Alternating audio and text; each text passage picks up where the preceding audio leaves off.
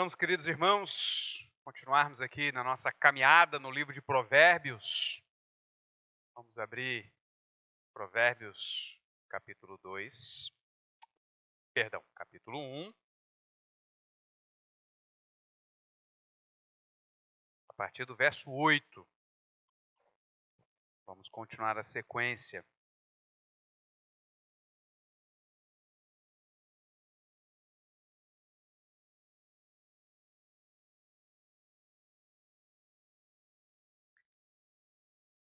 A palavra de Deus nos diz: Filho meu, ouve o ensino de teu pai, e não deixes a instrução de tua mãe, porque serão diadema de graça para a tua cabeça e colares para o teu pescoço. Filho meu, se os pecadores querem seduzir-te, não o consintas. Se disserem, vem conosco, embosquemo-nos para derramar sangue, espreitemos, ainda que sem motivos inocentes, traguemo-los vivos como o abismo e inteiros como os que descem à cova. Acharemos toda sorte de bens preciosos, encheremos de despojos a nossa casa. Lança tua sorte entre nós, teremos todos uma só bolsa. Filho meu, não te ponhas a caminho com eles, guarda das suas veredas os pés, porque os seus pés correm para o mal e se apressam a derramar sangue. Pois debalde se estende a rede à vista de qualquer ave. Estes se emboscam contra o seu próprio sangue e a sua própria vida espreitam. Tal é a sorte de todo ganancioso, e este espírito de ganância tira a vida de quem o possui. Queridos, os nossos tempos têm tornado a questão da sabedoria uma das questões centrais, mais importantes de você buscar. Está ficando claro isso. Basta ver, por exemplo, como algumas figuras têm ficado famosas dentro da nossa sociedade, alguns desses pensadores aí da moda, Leandro Carnal, Marcelo Cortella, Luiz Felipe Pondé, são os pensadores aí brasileiros que tanto têm a dizer, dão entrevistas e são ouvidos pelas pessoas. Mais do que isso, querido, se você olhar bem, as faculdades de filosofia, elas estão retornando a encher as suas salas. O que por algum tempo elas foram deixadas de lado, as pessoas estão percebendo que compreender os caminhos do pensamento humano nos ajudam a lidar com a vida e a entender por que as coisas são como são. Há pouco tempo mesmo eu fiz uma série de palestras, ouvi uma série de palestras do Luiz Felipe Pondé, em que ele trabalhava o comportamento humano. Ele estava lançando um mestrado em comportamento humano, ou como é esse comportamento dessa geração atual, do que é essa geração desse século 20, 21, aliás, né? Mais 20, né? Século 21 mais 20, já estamos em 2023. Por que o ser humano se comporta como ele se comporta? Como chegamos onde estamos? Nessa geração mimimi. Pois é. O fato é, queridos, que o ser humano tem percebido que ele precisa se entender melhor. E nós precisamos ainda mais conhecer e reagir a esse tempo, tentando compreender quais são os nossos pressupostos de sabedoria. Precisamos pensar muito no que falamos na semana passada e entender que sabedoria ela começa no temor do Senhor. Perceber que sabedoria não basta simplesmente pensar nela em termos de compreensão, de entender, de saber os caminhos, mas sim de trilhar um caminho na direção de Deus. Porque a palavra de Deus já nos desvenda o coração humano. Eu não preciso de um mestrado em comportamento humano para entender porque o ser humano age como age. Então, mais do que conhecer, eu preciso saber reagir ao que é proposto por esse mundo. Então não basta eu entender as filosofias no mundo, não basta entender que caminhos o ser humano seguiu para que nós construíssemos uma sociedade que pensa como pensa. Eu preciso saber como reagir. Diante disso, a gente vai perceber que tem algumas atitudes, as quais Salomão trabalha nesse texto aqui, que elas são cruciais, queridos, para você. Há algumas questões que parecem simples em princípio, mas elas são cruciais. Ou você toma essas atitudes do modo correto, ou você vai se render a um mundo que odeia tudo aquilo que se chama Deus. Mas antes, lembrando, portanto, como nós vimos na semana passada, Salomão ele mostra o porquê dos provérbios, ele mostra onde começa a sabedoria e o que essa sabedoria, ou com que, a partir do temor de Deus, ele espera que nós aprendamos. Ele espera que nós saibamos e sejamos ensinados nas palavras de inteligência, tenhamos bom procedimento, prudência, bom siso, enfim. Ele quer que a sabedoria produza bons resultados sobre nossa vida. Mas lembre, essa sabedoria ela está submetida ao temor de Deus. Então tudo ruma para lá. Ele então continua e agora ele se volta para o seu filho. Ele se volta dizendo: filho meu, ouve o ensino de teu pai e não deixes a instrução de tua mãe. Então ele está demonstrando que o intuito dele é que seu filho e os rapazes com quem ele quer que isso tudo seja dividido, possa compreender como agir e agir na vida, como usar o temor de Deus para andar em boas veredas, para andar em bons caminhos, para trazer bons resultados em sua vida. Então veja, ele escreve nessa perspectiva de pai, porque ele tem como pano de fundo os 10 mandamentos. Ele tem como pano de fundo o fato de que Deus repetiu os 10 mandamentos lá em Deuteronômio 5, para depois dizer aos pais em Deuteronômio 6, que se vocês me amam de todo o seu coração, de todo o teu entendimento, de toda a tua força, então vocês vão me entregar a sua família. E como vocês vão me entregar a sua família? Inculcando nela a minha lei, que eu acabei de dar. Seria essa a ideia. E é isso que Salomão está fazendo aqui. Ele quer inculcar a lei do Senhor. Ele quer mostrar um caráter prático que os próprios provérbios têm. Isso é a ideia de provérbios. São ditos, mas são ditos que nos apontam atitudes práticas. Nos mostram como usar o ensino na vida prática. Então ele vai dirigir o seu filho em 3 questões cruciais aqui, fundamentais. Ouvir, consentir e pôr-se. Por que eu estou enumerando ela antes de tratar delas diretamente? Porque a gente precisa dos conceitos, das ideias que estão por detrás disso. Porque palavras parecem coisas muito simples, né? Ouvir, consentir e pôr-se. Mas, veja, isso tudo está carregado de pressupostos aqui na palavra de Salomão. Ele quer que nós compreendamos que a ideia de ouvir é como Deus dizendo a Israel, inclusive a mesma palavra lá em Deuteronômio capítulo 6, verso 3. Quando ele diz: ouve, pois, ó Israel. Não se trata simplesmente de você permitir que o som entre na sua orelha. Você está me ouvindo agora, não está? Tem alguém surdo aí? É um bom teste. Você pode estar só me ouvindo. Vai sair por essa porta e a pessoa te perguntar em que livro o pastor pregou da Bíblia. Vai, para ser fácil a pergunta, né?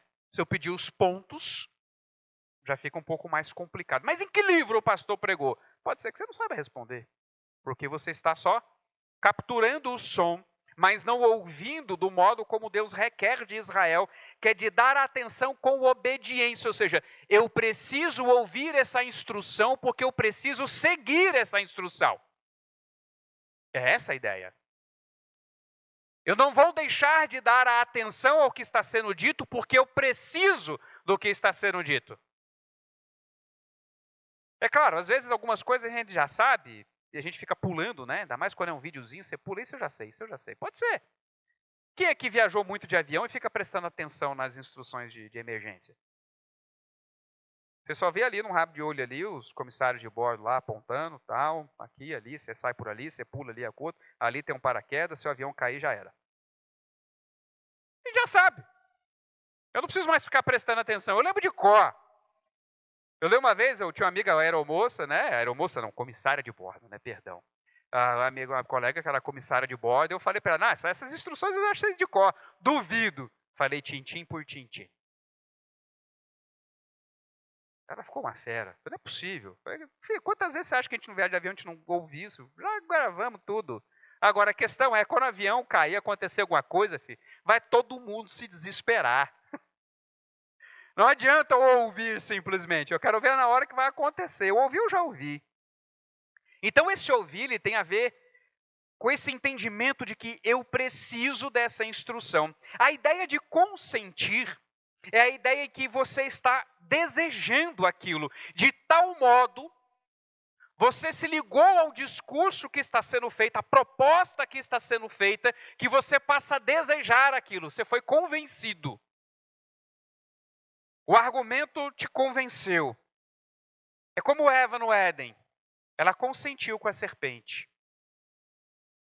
Teve um debatezinho ali, a serpente tentou jogar meias verdades, Eva rebateu, a serpente acrescentou a sua tréplica, e aí Eva já começou a olhar diferente para o fruto.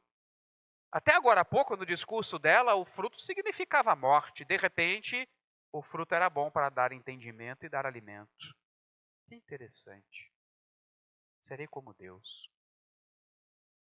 Então, a ideia do consentir está muito associada ao seu desejo, ao fato de que aquilo que é dito encontra com a cobiça do seu coração. Como quando Deus dizia a Israel para ficar longe dos povos na terra prometida, porque eles tinham práticas, maneiras que iam casar com algumas das nossas cobiças ou cobiças que o povo tinha, e eles iam acabar se convencendo de que valia a pena servir aquele Deus, porque aquele Deus permitia certas coisas no culto dedicado a ele. Vocês me entendem? Valia a pena casar com algumas daquelas mulheres, porque afinal de contas, as mulheres aqui de Israel, eu já estou muito acostumado com elas. As mulheres têm uma beleza diferente. Isso falava aos seus corações, os convencia, porque na verdade apelava às cobiças que havia em seu coração. E a ideia de pôr-se, ela é interessante, porque você tem uma palavra que é constantemente repetida no Antigo Testamento, que é caminho, que fala do modo, fala da maneira sua de viver. Esse é o seu caminho, esse é seu jeito de ser. E a ideia aqui de pôr-se é a sua atitude de se colocar nesse caminho, é a sua atitude de praticar esse caminho. Então você percebe que há um desenvolvimento no que Salomão está nos falando aqui. E aí você percebe que por mais simples que sejam essas palavras, de fato elas são cruciais para saber se temos seguido a sabedoria de Deus ou as propostas do mundo. Então mantenha essas definições aí em mente e vamos abordar essas atitudes aqui. Primeiro, se você quer ter uma vida sábia, cuidado com a quem você ouve. Cuidado com o seu ouvir. Ouvir é extremamente importante. A quem você dá atenção e ao discurso de quem você demonstra interesse fala muito sobre você. E nessa era de informação, a questão de quem você dá ouvidos ela é extremamente importante porque você ouve vozes por tudo que é lado e eu não estou falando de alguma dificuldade que você possa ter. Eu ando ouvindo vozes. Não é esse tipo de voz. São vozes que o tempo todo estão tentando te convencer que você deve ir nesse caminho, que você deve ir naquele outro caminho, que você deve agir deste modo, vestir-se dessa maneira, gostar ou desgostar dessas e daquelas coisas. Você deve falar de uma determinada forma. Essas vozes estão por aí. E é interessante como Paulo vai criticar a igreja de Corinto, porque eles viviam naquela bagunça de cada um falando em línguas junto e tudo misturado, sem haver intérprete. E ele diz, cuidado, porque o mundo tem muitas vozes e nenhuma delas sem sentido. E essa é a grande questão, que é a preocupação de Salomão com o seu filho. Ele quer que ele perceba que ele deve dar ouvidos e ver sentido na voz de seus pais. Porque este mundo está, assim, passando uma mensagem que tem feito sentido aos nossos filhos, que tem feito sentido a você. Quantos conceitos você não tem na sua mente que veio do mundo e não veio da Escritura? Quantos conceitos sobre feminilidade, masculinidade, família, governo, sobre o que é bom, sobre o que é mal? Quantos conceitos sobre casamento, sobre vida? vida boa, vida ruim. Quantos desses conceitos, na verdade, não vieram no mundo? Porque essas vozes fizeram sentido para você. E, queridos, desde que Platão escreveu o Sofista, a gente não tem mais desculpa de dizer, mas faz tanta lógica. Porque o que é o sofista? É aquele que usa argumentos verdadeiros, ideias verdadeiras e tira uma conclusão falsa.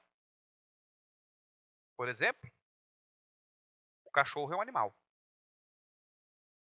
O ser humano é um animal. O ser humano é um cachorro. Tolice, né? É claro, os sofismas, eles nem sempre vão vir de modo tão claro para você. Nós estamos na era da guerra de informações. O que é verdade? Então, a quem você dá ouvidos é a primeira preocupação que você deve ter. Por isso, Salomão, tendo o pano de fundo lá de Deuteronômio, ele pede para o seu filho: filho meu, ouve o ensino de teu pai e não deixe da instrução de tua mãe, pois eles serão diadema de graça para a tua cabeça e colares para o teu pescoço. São coisas que te enfeitam, são coisas que te tornam mais belo, são coisas para serem vistas, são coisas para serem mostradas. Não são coisas para você ter vergonha. Sabe quando você já tem uma certa idade e fala, mãe, não precisa me deixar na frente da escola. Quando teu pai, ô filho, me dá um beijo. Você, ai pai, que vergonha, meus amigos estão olhando. Sabe? Essas coisas assim. Você começa tendo vergonha dos pais, você começa tendo vergonha das maneiras deles serem. Você passa a ouvir outros conselhos. Você passa a ouvir outras ideias. Enquanto Salomão quer que você compreenda que o conselho daqueles que amam você, que estão entregando a palavra de Deus, lembre-se, o pano de fundo de Salomão é Deuteronômio. O que pais ensinam aos seus filhos é a lei de Deus nesse contexto.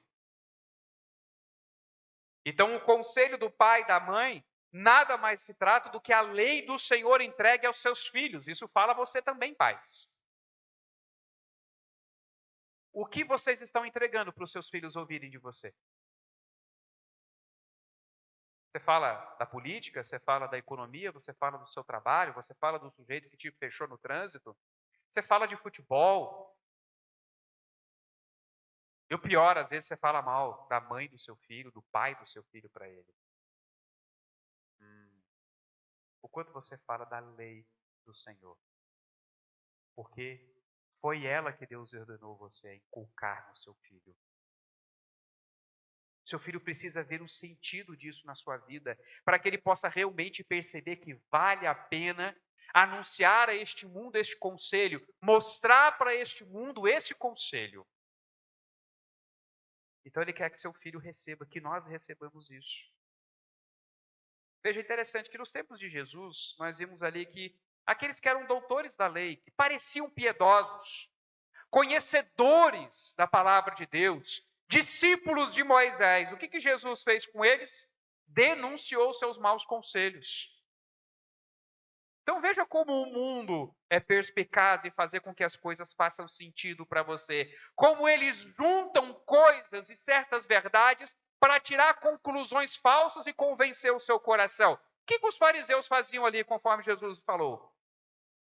Apesar da lei de Moisés dizer honra teu pai e tua mãe, vocês usam o fato de que antes de tudo nós amamos a Deus para que as pessoas façam declarações vazias de Corbã, ou seja, isso eu dediquei ao Senhor, com a finalidade não de dedicar as coisas a Deus, mas sim de não honrarem pai e mãe, de desobedecerem pai e mãe.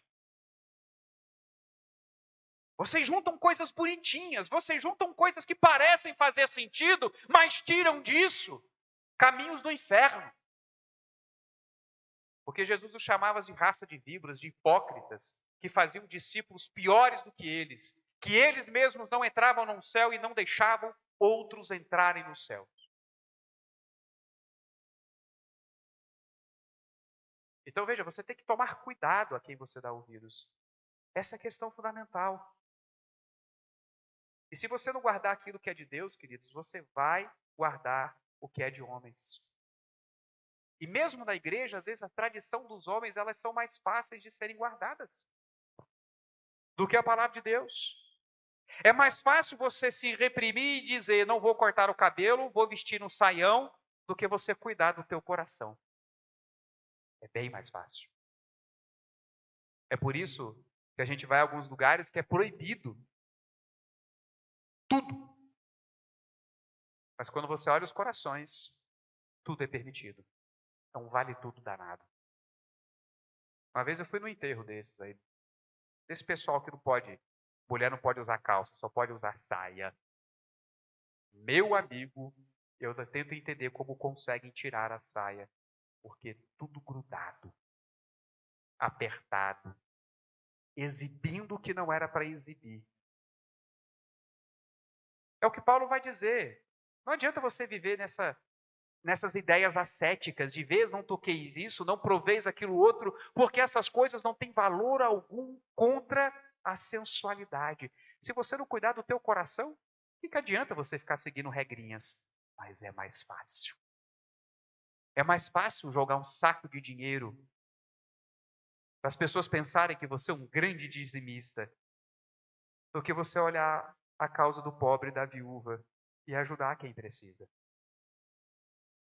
Que vantagem eu tenho em ajudar? Agora, se as pessoas verem quão bom dizimista eu sou, quem sabe? Quem sabe? Então, queridos, fuja dessa pretensão de ser original, sabe? Porque muitas vezes nós estamos renegando aquilo que Deus nos ensina, nós estamos abandonando os conselhos da palavra de Deus, ouvindo as vozes do mundo que vem nos dizer: liberte-se dessa prisão da religião, liberte-se da igreja, liberte-se da prisão desse seu pastor. E aí você acha que você vai estar liberto mesmo, que você vai ser original, que você vai viver conforme a sua cabeça, e na verdade você só está ouvindo outros e vivendo conforme outros. Você caiu, foi numa prisão que modifica você. Muda a sua forma de vestir, muda a sua forma de falar, muda a sua forma de tratar os seus pais, muda a sua forma de ver o mundo, e você acha que antes você era um prisioneiro. Ora, queridos, não tenha pretensão de que você vai ser original. Não tenha pretensão que você vai ter uma brilhante ideia que ninguém nunca teve, de modo, eu não vou dar ouvidos a você, eu quero ser eu mesmo. E bebe um monte de porcaria por aí e fica só repetindo o que eles dizem.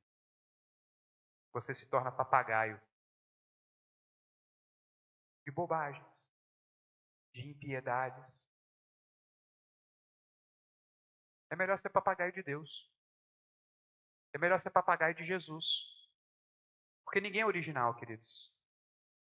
Então, a quem você dá ouvidos é o discurso de quem você vai repetir. Eu prefiro repetir o discurso de Jesus. E tem coisas muito melhores a dizer a você, a dizer ao próximo, que trabalham o seu coração, que mudam a sua perspectiva de vida, que fazem você entender de fato o seu lugar no mundo e o lugar do outro, o lugar de Deus. Eu prefiro esse discurso. Então, queridos, você pode estar dando ouvido a pessoas que estão lhe convencendo, inclusive que estão falando a palavra de Deus. Sabe o que você vai dizer? Olha, é fácil olhar para o mundo e dizer, olha, esse discurso não é de Deus, eu vou ficar longe dessas pessoas, mas aí às vezes você vai para a igreja. E assim como os fariseus, essas pessoas parecem ter um discurso piedoso, mas na verdade é impiedoso, é carnal. E aí os nossos tempos reservam os falsos pregadores, aqueles que distorcem e usam a palavra de Deus para enriquecerem, terem poder, dominar sobre a vida das pessoas, decidir o que as pessoas vão fazer. Eu ainda me lembro do colega de trabalho da Vanessa, que o dia inteiro recebia ligações e mensagens daqueles pelos quais ele era responsável, da tribo dele dentro da igreja. Acho que a tribo dele era de Dan, não lembro. Era uma tribo dessa de Israel. Duh. E o tempo todo as pessoas perguntando coisas. Mas que tanto você recebe mensagem? Uma vez a Vanessa perguntou. A pessoa aqui quer saber se compra o carro, se não compra. O outro aqui quer saber qual a cor que ele quer melhor para hoje. O outro... Era assim. E ele respondia. Eu falo, meu, quanto tempo o camarada tem para ficar decidindo a vida dos outros? Eu mal tenho tempo para decidir a minha vida. Às vezes vem irmão dizendo, pastor, eu não fui na igreja por não sei o quê. Você está me dando relatório. Cuida da tua vida, eu cuido da minha, meu. Vai quando você quiser. Você não quis ir, tudo bem, te sente falta. Mas você está me dando relatório. Quero saber, não. Falsos teólogos. Os famosos teólogos de Facebook. Aqueles caras que leram alguns livros interessantes e querem ensinar aos outros teologia, vida cristã. Mas naquela primeira pessoa que entra discordando da ideia dele, solta palavrão, manda para o inferno, manda calar a boca e vai refletindo e arrotando todo o orgulho que tem em seu coração. Teólogo de Facebook. É engraçado, os nossos tempos produzem coisas interessantes. E falsos conselheiros, os famosos coachings. Aquele cara que vai ajudar você a crescer de tal modo na vida cristã que você vai dar o melhor de si, o máximo do seu potencial. E te convencem que o evangelho está aí para ajudar a você a ser uma pessoa produtiva, que alcança resultados. Ao invés do evangelho ser a mensagem de que você é um pecador e que Deus estava em Cristo reconciliando o mundo consigo. E que mesmo sendo pecador, Ele te amou e morreu no seu lugar. E vai voltar para te resgatar. Não, não é não. Siga esses passos aqui e você vai deixar de procrastinar na vida. Você vai descobrir o segredo espiritual de ter uma vida vitoriosa. É claro, por uma módica mensalidade. Queridos, cuidado com quem você ouve, a quem você dá ouvidos. Porque todas essas mensagens fazem sentido. Todas essas mensagens, elas constroem uma lógica que vai parecer que é interessante. Mas se você der ouvidos à palavra de Deus, você vai conseguir entender o nosso Messias falando: ouvistes o que vos foi dito, eu, porém, vos digo. Aqueles que se diziam piedosos distorciam a lei do Senhor. Precisou ouvir o Filho de Deus para dizer: é a mim que vocês devem dar ouvidos. Então, queridos, a gente precisa perceber a importância disso, porque é daí que essas coisas vão começar a te cutucar e vão trazer a outra ação necessária para uma vida sábia, que é o consentimento. Porque o que você vai ouvindo vai cutucando o seu coração e vai apelando às suas cobiças. Então você deve pensar muito bem aquilo que você consente. Sabe? É quando você diz, faz sentido. Quando você diz isso, você está justamente dizendo, eu preciso seguir esse caminho. Eu quero isso para a minha vida. É quando você consente. É isso que eu quero ser. É isso que eu quero fazer.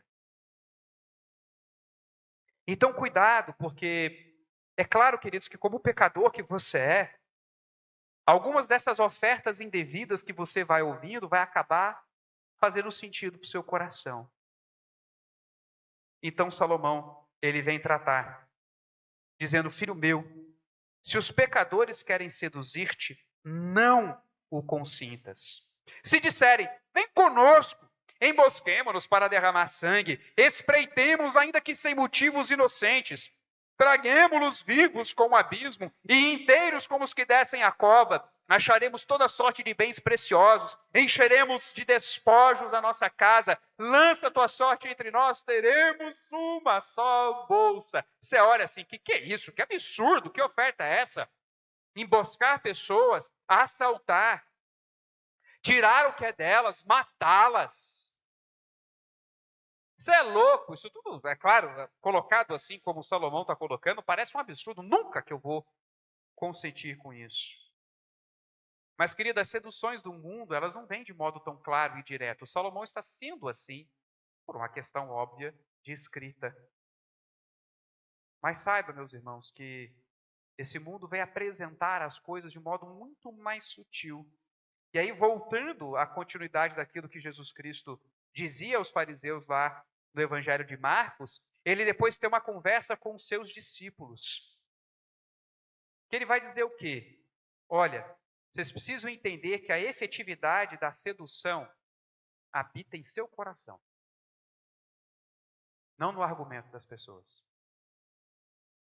Quando Jesus diz que toda sorte de maldade que você faz vem de dentro, não vem de fora, que é o que vem de dentro que te contamina, você percebe que não é o argumento que te convence, é o que seu coração deseja. Então, se as ofertas forem girando em torno de coisas que você não deseja tanto, que não te chamam tanta atenção, você recusa fácil. Mas quando vem finalmente aquela oferta que toca na sua ferida, você começa a dar ouvidos. Aquilo te parece interessante. Tocou o seu coração. Te emboscou. Você consente e segue esse caminho. Se você reparar bem no que Salomão tratou aqui com o seu filho, com os jovens rapazes que ele queria que ouvissem esses conselhos, ele mostrou que nós somos suscetíveis a pelo menos 3 coisas em comum: poder, riqueza e afeição. Quem aqui não gosta de uma fofoquinha? Vai. Rapaz, estou sabendo, pastor adora uma fofoca. Pastor adora falar mal de outro pastor. Pastor adora botar defeito no ministério do outro pastor. É triste, mas é verdade. É feio, mas é verdade. Então, a gente geralmente pensa em fofoca e pensa naquela mulher debruçada na janela olhando a vida de todo mundo. Rapaz, os pastores. Mas você acha que pastor é diferente das ovelhas? Você não deve ter ouvido aquela ovelhinha. Vamos orar por fulano, por Beltrano. Vocês não sabem o que aconteceu na casa deles. Fulano disse isso para fulana. E aí fulana falou aquilo outro. O pedido de oração se tornou um relato de um acontecido que às vezes foi até descrito pela fulana da história para abrir o coração, orar com ela, chorar com ela. Mas ela espalha para todo mundo. Sabe por quê? Poder. Você ter informação sobre o outro significa poder. Olha o que eu sei. Eu tenho o poder de mudar a imagem que as pessoas têm de você. Eu tenho o poder de fazer as pessoas amarem você ou odiarem você. Por isso que a fofoca é tão interessante. Quando elas não se tornam poder para você chantagear pessoas. Se você não fizer o que eu quero, eu vou contar para todo mundo o que você fez. E as riquezas. Dinheiro. É o que estelionatário mais usa, né? Ele te convence e te pega por quê? Pela sua ganância. Você quer dinheiro fácil. Quando ele te fala em milhões, os seus olhos fecham. Você só quer saber do milhão. Dá para cá. Aí tu dá os 15 mil para ele. Não, eu preciso de 15 mil de você para te dar 1 milhão. Aí você dá os 15 mil para ele. Ele pega, vai lá um milho que ele comprou na feira e põe na tua mão. Tá aí, 1 milhão. Foi enganado! Você foi ganancioso. Porque riqueza fala ao coração. Dinheiro fala ao nosso coração. Quem não quer mais dinheiro? Eu quero mais dinheiro. Depois eu passo meu Pix para vocês. Pode botar dinheiro na minha conta. Claro que eu quero. É óbvio. Mas eu não estou disposto a fazer qualquer coisa por dinheiro. Talvez por poder, quem sabe. Ou seria por afeição. Sabe, quando o Salomão diz aqui, olha, nós teremos uma só bolsa. Você vai fazer parte. Você vai ser um de nós. Você vai ter uma identidade com a gente. Você vai ser do grupinho. Quem não quer ser aceito? Quem não quer essa afeição? Quem não quer sentir que faz parte de algo? Quem não quer? E é por isso que você acaba consentindo, porque em algum momento, alguma dessas mensagens, alguma dessas ofertas vai tocar na sua cobiça e você vai consentir. Então se ponha longe dos maus conselhos, se ponha longe daqueles que podem aguçar essa cobiça do seu coração. E o mundo está o tempo todo apelando para isso, queridos. Hoje em dia as pessoas falam para você, ou você pensa desse modo ou você não é legal. Ou você anda do jeito que a gente quer, ou você não faz parte do nosso clubinho. Se você não fizer o que a gente diz, a gente te cancela. E você não vai conseguir mais vender nada na sua loja, vai trazer prejuízos. Se você não repetir o nosso discurso, você não vai receber o seu título, você não vai poder estudar com a gente, você não vai poder trabalhar nessa empresa. Então você acha que o mundo não está o tempo todo tentando te seduzir e te convencer pelo poder, pela riqueza, pela afeição, que você dê ouvidos a ele? Você acha mesmo? E o fato é que muitos de nós se veem emboscados e estão presos a muitas dessas coisas. A poder, dinheiro e afeição, porque deram ouvidos. Acharam que eram fortes, que estavam prontos, porque não perceberam que você consente porque você deseja, porque está lá no seu coração, porque você achou que a questão era ouvir o argumento e contrapor o argumento, mas não. A questão era você lutar contra as disposições do seu coração. E aí, quando finalmente alguém falou uma bobagem qualquer sobre a sua cobiça, você desmoronou. Então, cuidado. Cuidado, porque isso vai justamente te conduzir a compreender como você deve pôr-se. Essas são as armas poderosas para que você se ponha no lugar certo, quando você ouve a quem deve. Quando você, portanto, tem alimentado no seu coração os devidos desejos, você vai saber se pôr. E essa é uma outra questão crucial que Salomão está colocando aqui a seu filho. Filho meu, não te ponhas a caminho com eles, guarda das suas veredas os pés, porque os seus pés correm para o mal e se apressam a derramar sangue, pois debalde se estende a rede à vista de qualquer ave. Veja a preocupação de Salomão com o seu filho. Olha onde você está se pondo. Ninguém te arrasta para as coisas, queridos. Do mesmo jeito que não é o argumento que te seduz, mas é a cobiça do seu coração, do mesmo modo ninguém te arrasta para um caminho, é você que se coloca lá. É você quem faz isso.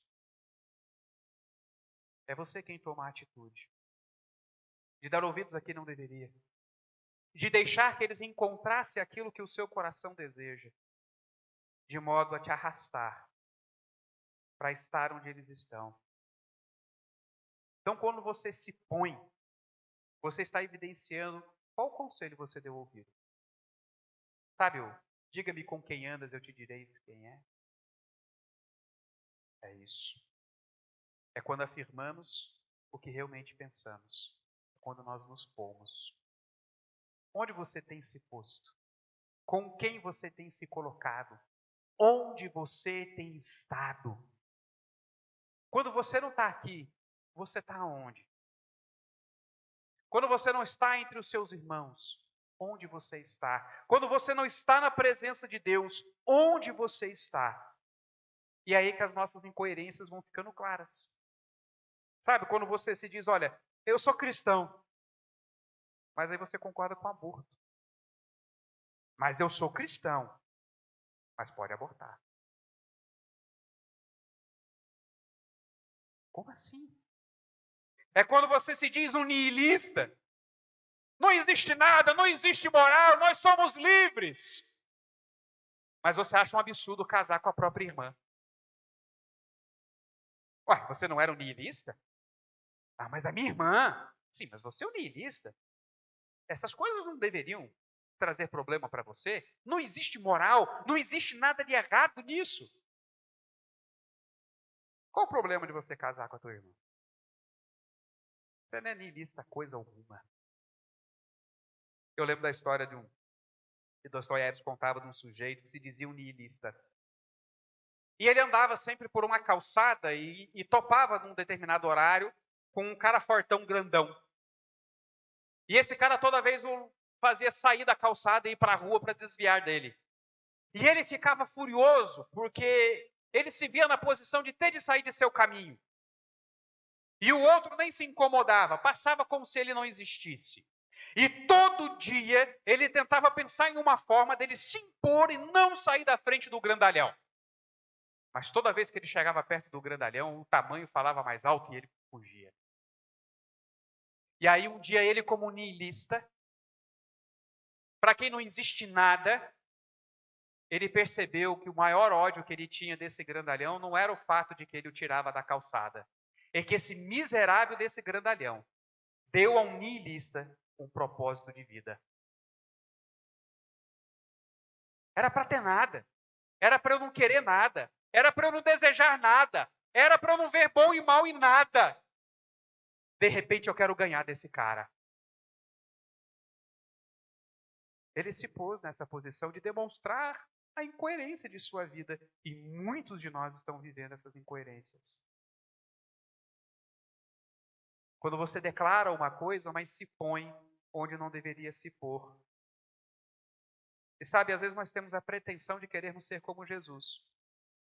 Porque Jesus ele foi visto ali sentado com os pecadores, comendo com os pecadores, falando com as meretrizes, sabe, ter uma conversa com os publicanos, com aqueles que todos os judeus desprezavam. E a gente diz, eu posso fazer a mesma coisa. Jesus sentou com os pecadores, eu vou sentar também. Mas a gente não percebe o propósito desse assentar-se, desse pôr-se de Jesus. Jesus se pôs como aquele que salva, como aquele que tem uma mensagem para redimir, para dar testemunho, para convidar à salvação. E a pergunta é, onde você tem se posto? Na pretensão de quem se diz, eu não posso ser contaminado com eles, eu posso ser um cristão onde eu estou. Você pode dizer que como Cristo é você quem está influenciando e não sendo influenciado? Então, cuidado com a pretensão do seu coração, de muitas vezes dizer, eu posso me pôr em qualquer lugar e não perder a minha fé em Cristo Jesus. Você pode até não perder a fé em Cristo Jesus, mas você pode, ao ouvir certas vozes, consentir com elas e começar a viver algumas incoerências, de uma hora se pôr entre o povo de Deus e uma hora se pôr entre aqueles que desprezam o Senhor. Então, cuidado onde você se põe, cuidado onde você está. Porque Jesus, em todo lugar onde ele se colocava, era ele quem afetava o lugar não afetava ele. Era ele quem influenciava as pessoas não influenciavam a Cristo Jesus. Você não é Cristo Jesus. Você não sai ileso dos lugares onde você se coloca. Você não sai ileso dos discursos que você ouve. Você não sai ileso das companhias que você tem. Não seja pretensioso. Não pense que você pode estar em qualquer lugar, a qualquer hora, sob qualquer pretexto e dizer, eu sou como Jesus. Não, você não é. Você não é como Jesus. Você não é como nosso Rei. Você não é como o Senhor.